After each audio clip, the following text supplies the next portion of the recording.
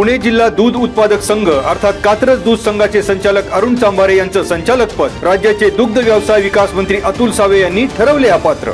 अर्जदार राजेंद्र लक्ष्मण म्हसे यांच्या पडताळणी अर्जावर मंत्री अतुल सावे यांनी दिला आदेश। पुणे विभागीय उपनिबंधक सहकारी संस्था उपनिबंधकांनी अपात्र ठरवलेला निकाल कायम ठेवत अरुण चांभारे यांना ठरवले अपात्र। महाराष्ट्र राज्य सहनिबंधक सहकारी संस्था दूध मुंबई यांनी अरुण चांभारे यांच्या बाजूने दिलेला निकालही मंत्री अतुल सावे यांनी ठरवला रद्दबादल।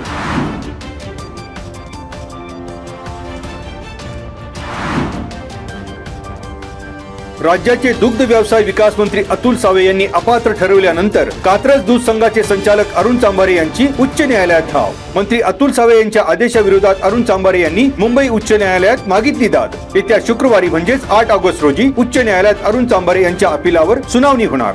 शुक्रवारी माझ्या अपिलावर सुनावणी होणार, मला न्याय मिळेल, माझा न्याय व्यवस्थेवर पूर्ण विश्वास, अरुण चांभारे यांची प्रतिक्रिया।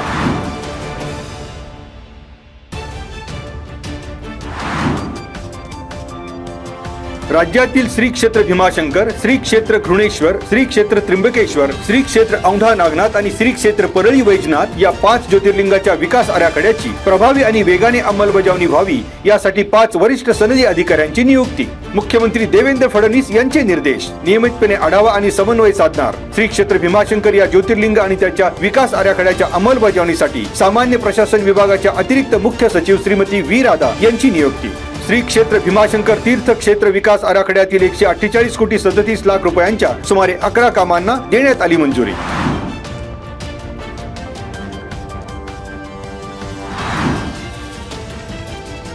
जिल्हा परिषद गट आणि पंचायत समितीच्या गणरचनेवर नागरिकांनी घेतलेल्या हरकतींवर बुधवारी पुणे जिल्हा अधिकारी कार्यालयात झाली सुनावणी।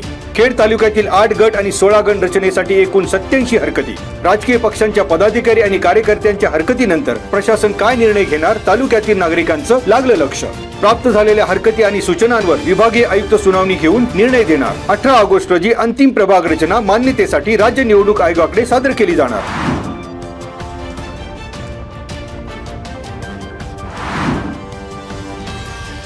केंद्र सरकारच्या सूचनेप्रमाणे पुणे जिल्ह्यात देशभक्तीचे वातावरण निर्माण व्हावे, तिरंगामय वातावरण व्हावे या उद्देशाने 15 ऑगस्ट पर्यंत हर घर तिरंगा अभियान राबवण्यात येणार। जिल्हा अधिकारी यांच्या मान्यतेने जिल्हा अधिकारी कार्यालय येथे निवासी उपजिल्हा अधिकारी ज्योती कदम यांनी हर घर तिरंगा अभियानाअंतर्गत 2 ते 8 ऑगस्ट या कालावधीत राबवण्यात आलेल्या पहिल्या टप्प्याबाबत घेतला आढावा।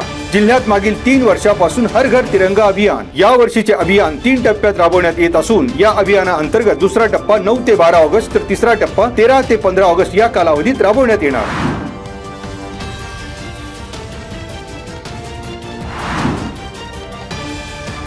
राज्यभर महसूल सप्ताहाचा गाजावाजा सुरू असताना खेड तहसील कार्यालयाच्या आवारात थेट खिडकीतूनच चालतोय अनागोंदी कारभार। नागरिक अभिलेख कक्षाकडे अर्जाच्या फंदात न पडता थेट खिडकीतूनच पैसे मोजून जुने कागदपत्र मिळवत असल्याचा धक्कादायक प्रकार। बुधवारी दिवसभर रेकॉर्ड रूम भोवती खिडकीतूनच देवाणघेवाण झाल्याची माहिती उजेडात।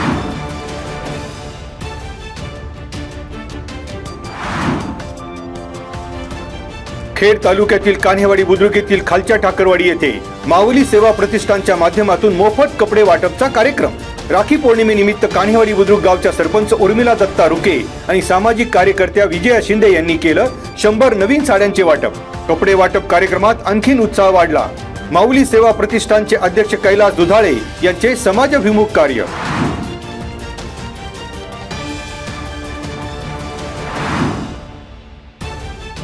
उन्हाळ्यात पाणी टंचाईच्या झळा सोसणाऱ्या खेड तालुक्यातील पश्चिम पट्ट्यातील परसूल येथील सार्वजनिक गावतळ काठोकाठ भरलं।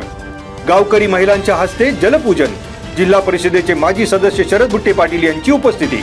उन्हाळ्यातील पाणी टंचाईवर मात करण्यासाठी 10 फूट खोदाईचं काम झालं होतं पूर्ण।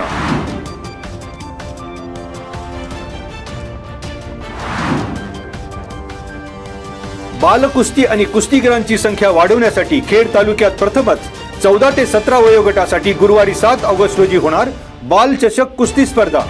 पुणे जिल्हा कुस्तीगीर तालीम संघाच्या मान्यतेने खेड तालुका कुस्तीगीर तालीम संघाच्या वतीने हुतात्मा शिवराम हरी राजगुरू चषक आणि ऑलिम्पिक वीर बबनराव डावरे बाल खेड तालुका कुस्ती स्पर्धा होणार।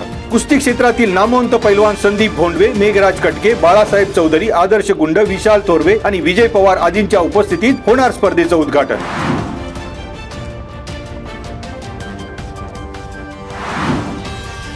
आता धरणांमधील पाणी साठ्यावर एक नजर।